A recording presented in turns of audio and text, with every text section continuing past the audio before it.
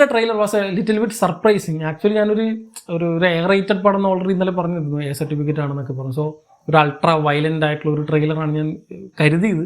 പക്ഷെ അങ്ങനെയല്ല, കുറച്ചും കൂടി ഒരു സ്റ്റോറി ഡ്രിവൺ ആയിട്ട് എന്താണ് കഥ പറയാൻ ഉദ്ദേശിക്കുന്നത്, ഏത് തരത്തിലുള്ളൊരു ജോണറൊക്കെ ആണെന്ന് ഒരു ട്രെയിലർ തന്നെ ഡീകോഡ് ചെയ്ത് തരുന്നുണ്ട്. നമുക്കധികം ചിന്തിക്കേണ്ട ആവശ്യമൊന്നുമില്ല, ഫസ്റ്റ് സീക്വൻസിൽ തന്നെ അത് പറയുന്നുണ്ട്.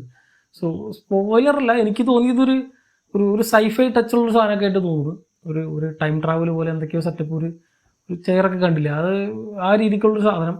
ഇതെല്ലാം ഞാൻ വിചാരിച്ചത് ഞാനൊരു പക്ക ഗ്രൗണ്ടഡ് ആയിട്ടുള്ള ഒരു ആക്ഷൻ ബാക്കഡ് പടമാണെന്ന് വിചാരിച്ചു. പക്ഷേ ആ എലമെൻറ്റ്സ് എല്ലാം ഉണ്ട്. അപ്പാർട്ട് ഫ്രം ദാറ്റ് അതിനൊപ്പം തന്നെ ഒരു സൈഫൈ ടച്ചും കൂടി കൂടിയിട്ടുള്ളൊരു പടമാണെന്ന് തോന്നുന്നു. ഐ തിങ്ക് ഇങ്ങനത്തെ ഒരു ജോണറൊക്കെ രജനികാന്ത് എങ്ങനെ പുൾ ഓഫ് ചെയ്തു, അല്ലെങ്കിൽ ആൾക്ക് എങ്ങനെ പറഞ്ഞ് ലോകേഷ് കൺവിൻസ് ചെയ്തു എന്നുള്ള കാര്യങ്ങളൊക്കെ പടം കണ്ടാൽ തന്നെ അറിയുള്ളൂ. വാച്ചുമായിട്ട് റിലേറ്റ് ചെയ്തിട്ടുള്ളൊരു സാധനമൊക്കെയാണെന്ന് തോന്നുന്നു. സോ കൂടുതലൊന്നും ഞാൻ ഡീകോഡ് ചെയ്യാനായിട്ട് ഞാനും പേഴ്സണലി ശ്രമിക്കുന്നില്ല. ഞാൻ അധികം ഇങ്ങനത്തെ കാണാനും പോകുന്നില്ല. എനിക്ക് ഫ്രഷ് ആയിട്ട് തന്നെ ഒന്നും അറിയാതെ തന്നെ പടം കാണുന്നുണ്ട്. സോ ഏകദേശം ഒരു ധാരണ മാത്രമേ കിട്ടിയിട്ടുള്ളൂ ഇന്ന ജോണറായിരിക്കുന്നുള്ളത്. അതിൻ്റെ കൂടെ പക്ക മാസം ഉണ്ടാവും എന്നുള്ളത് തീർച്ചയാണ്. സോ ട്രെയിലറിൽ തന്നെ നമുക്ക് ആ ഒരു സ്വാഗ് കിട്ടുന്നുണ്ട്. പക്ഷേ പടം ഭയങ്കര വയലൻ്റ് ആണെന്നുള്ളത് പറഞ്ഞിട്ട്, പക്ഷേ ട്രെയിലറിൽ അവിടെ കാണിച്ചിട്ടില്ല, ആക്ഷൻ ബ്ലോക്കുകളൊന്നും അധികം കാണിച്ചിരുന്നില്ല. സോ ഇപ്പോൾ ഫുൾ ഫ്ലെഡ്ജ്ഡ് ആയിട്ടുള്ള പടം വരുമ്പോഴായിരിക്കും.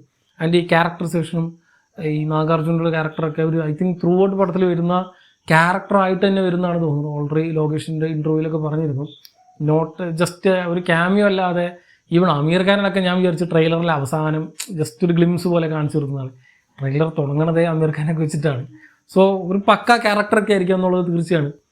സോ അതേപോലെ വെറുതെ ജസ്റ്റ് കുത്തിക്കയറ്റി ക്യാമിയോ അല്ലാതെ നീറ്റായിട്ട് ഇവരൊക്കെ തന്നെ സൗബിൻ്റെ ഒക്കെ ഫുൾ ലെങ്ത് ആയിട്ടുള്ള ഒരു വില്ലനേഴ്സൊക്കെ നമുക്ക് കാണാൻ പറ്റുന്നുള്ളൊരു പടമായിരിക്കും എന്നുള്ളത് തീർച്ച. സോ ഒരു വലിയൊരു ഹൈപ്പ് തരുന്നുണ്ടോയെന്ന് ചോദിച്ചാൽ ട്രെയിലറില്ല. പക്ഷേ ഈ പടം എന്താണെന്നുള്ളൊരു ആകാംക്ഷ ഉണ്ടല്ലോ, എന്ത് തരത്തിലുള്ളതായിരിക്കും എന്നുള്ള ആ ഒരു മോഡാണ് എനിക്ക് ഇപ്പോൾ ഇതിന് കിട്ടിയത്. ഇതിനു മുമ്പ് ഇറങ്ങിയ ലോകേഷ് പടങ്ങളായി ഇപ്പോൾ ലിയോ ആയിക്കോട്ടെ അല്ലെങ്കിൽ വിക്രം ആയിക്കോട്ടെ, അതൊക്കെ നമുക്ക് ആ പടം ഏത് തരത്തിലുള്ള ജോണറാണ്, അല്ലെങ്കിൽ ഒരു ആക്ഷൻ ബാക്ക്ഡ് സാധനമാണ്, LCU അങ്ങനത്തെ കുറേ കാര്യങ്ങളൊക്കെ വെച്ചിട്ടായിരുന്നു ആ ഹൈപ്പെങ്കിൽ.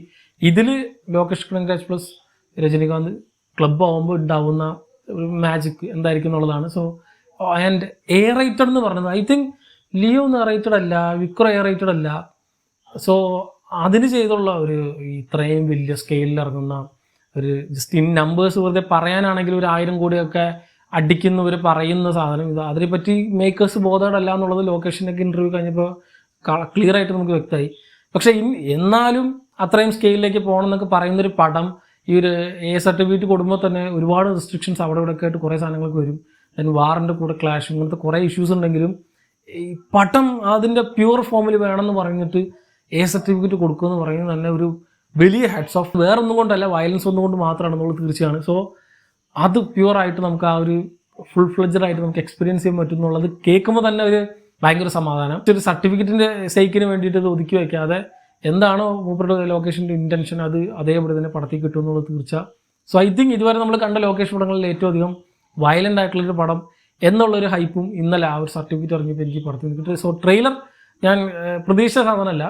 ഞാനൊരു കൊമേഴ്ഷ്യൽ മാസ് മസാല ഒരു രജനീസം കാണിക്കുന്ന ഒരു ടിപ്പിക്കൽ രജനി പടമാണെന്നാണ് വിചാരിച്ചത്. പക്ഷേ അപ്പാർട്ട് ഫ്രം ദാറ്റ് കുറച്ചും കൂടി സ്റ്റോറി ഡ്രിവൺ ആയ ഇതുവരെ ട്രൈ ചെയ്യാത്ത ഒരു ജോണർ മൂപ്പരെ കൊണ്ട് ട്രൈ ചെയ്യിപ്പിക്കുന്ന ഒരു സാധനമായിട്ട് ഇപ്പോൾ രജനികാന്ത് സൈഫൈ ചെയ്തിട്ടില്ല എന്നല്ല ഞാൻ പറഞ്ഞത്.